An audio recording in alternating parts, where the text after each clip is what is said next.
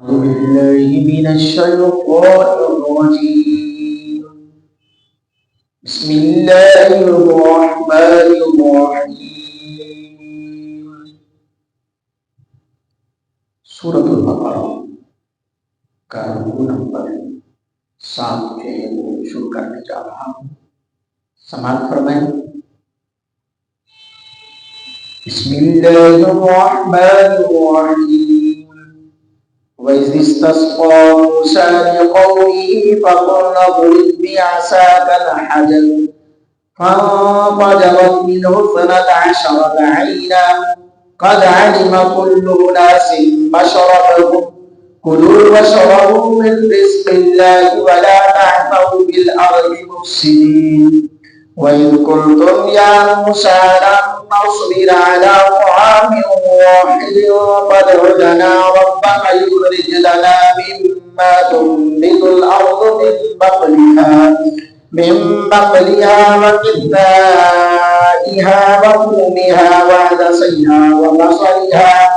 قال أتستبدلون الذي هو أدنى بالذي هو خير اهبطوا مصرا فإن لكم ما سألتم وضربت عليهم الذلة والمسكنة وباءوا بغضب من الله ذلك بأنهم كانوا يكفرون بآيات الله ويقتلون النبيين بغير الحق ذلك بما عصوا وكانوا يعتدون إن الذين آمنوا والذين هادوا والنصارى والصابئين من آمن بالله واليوم الآخر وعمل صالحا فلهم أجرهم عند ربهم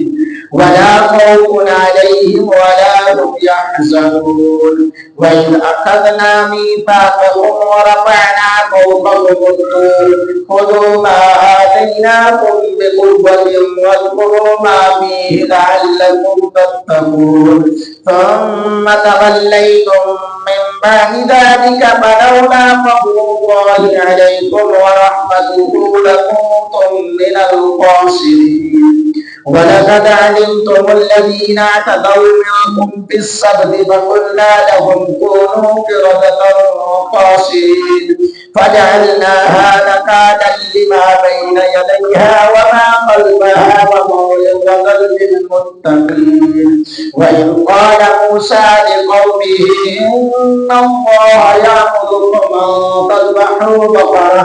قالوا وتتخذنا هزوا قال أعوذ بالله أن أكون من الجاهلين قالوا ادع لنا ربك يبين لنا ما هي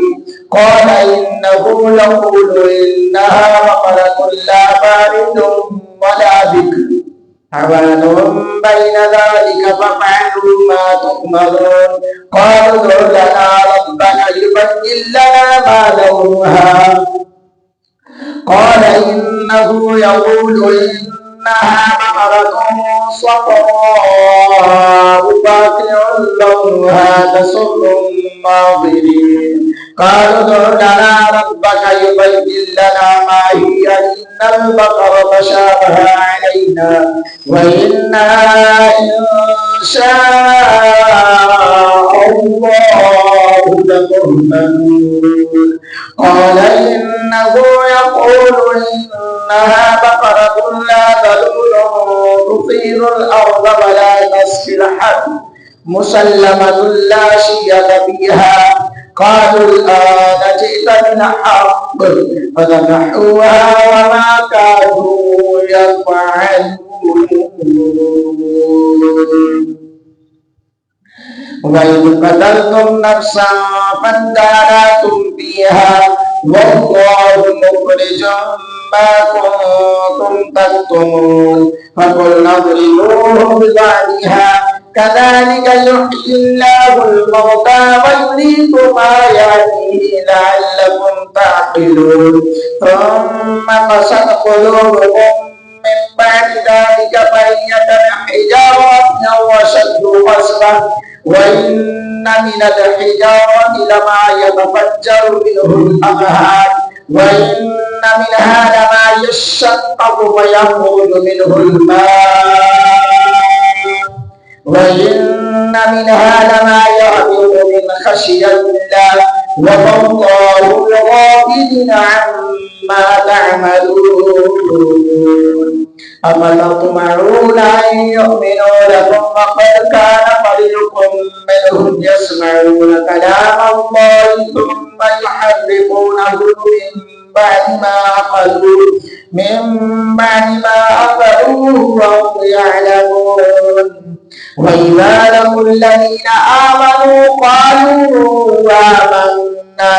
وإذا خلا بعضهم إلى بعض قالوا وتحدثونهم بما فتح الله عليكم ليحاجوكم به عند ربكم أفلا تعقلون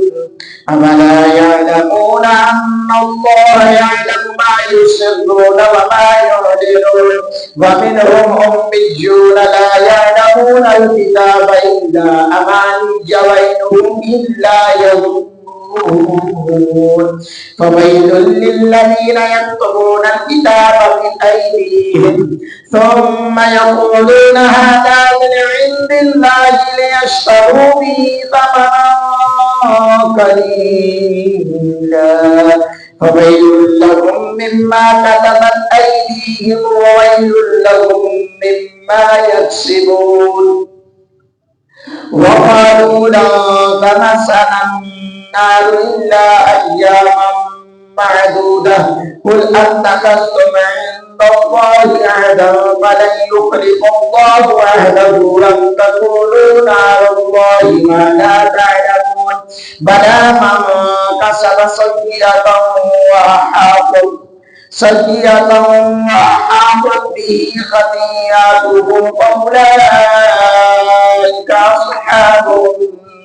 النار هم فيها خالدون والذين آمنوا وعملوا الصالحات أولئك أصحاب الجنة هم فيها خالدون صدق الله العظيم अल्हम्दुलिल्लाह अल्लाह की फज़ल करम से सूरतुल बकरा की रुकू नंबर 7, 8 और 9 ये 3 रुकू आज की इस वीडियो में आपने समाप्त फरमाए। दुआ को कि अल्लाह मेरा पढ़ना आपका सुनना अपनी बारगाह में कबूल फरमाए। और दोस्तों से गुजारिश है ये वीडियो को लाइक करें, शेयर करें, अपनी राय का इजहार करें और चैनल को फॉलो करें, चैनल को सब्सक्राइब करें। सदका जारिया है इस पैगाम को, कुरान की आवाज़ को, कुरान की इस तिलावत को ज़्यादा से ज़्यादा लोगों तक पहुँचाकर सवाब दारैन हासिल